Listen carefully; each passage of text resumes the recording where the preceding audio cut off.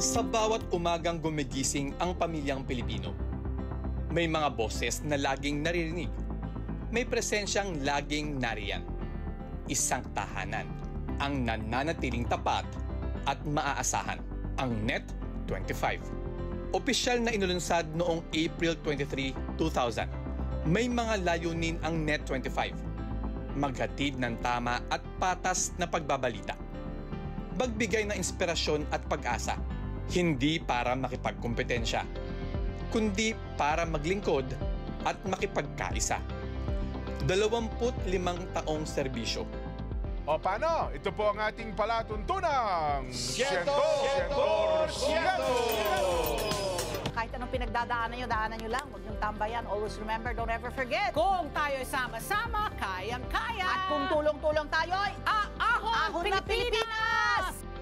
25 taong pagpapasaya. At syempre, ang pagsasaluhan po natin ng sabay-sabay at kukulayan natin ng tuwa at saya. Dito lamang sa kabarangay nyo, LTE Love! Tony Pet and everyday! Barangay Pulihan! Kita-kita po tayo ulit bukas ha. Araw ng Martes para sa panibagong umaga na masayang bonding. Kasama ang paborito niyong girl kada. Ito po ang Kada Umaga. 25 taong pagbabalita. Maraming salamat sa pagsubaybay. Ito ang Net25. Matatag, matapang, matapat.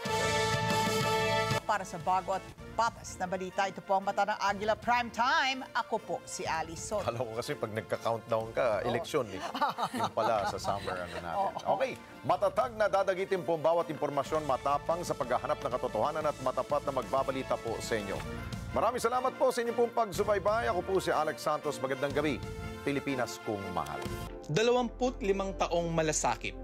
Sa ating lipunan, hindi na mawawala mga samot-saring problema. Kaya tuloy lamang po ang pag-aksyon, paghahanap ng solusyon. Dahil saan man panig ng mundo, may matatakbuhan ka ng Certified E-Responder.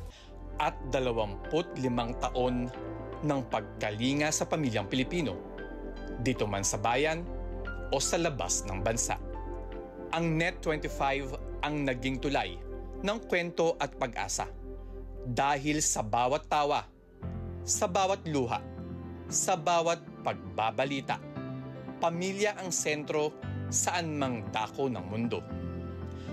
Ang tiwala ng bayan ay bunga ng tapat na serbisyo.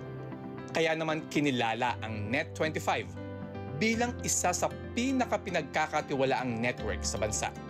At ang mga parangal ay patunay ng integridad ng isang himpilan na may puso at paninindigan. Nananatiling matayog ang lipad ng Net25 sa loob ng 25 taon dahil pinanghahawakan nito ang katotohanan, integridad at tunay na malasakit. At sa mga darating pang taon, patuloy kaming magiging matatag, matapang at matapat.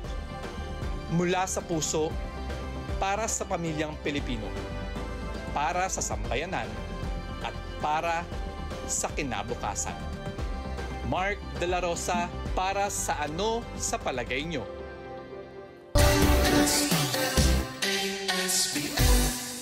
Let's get together sa Net25. Sa Net25.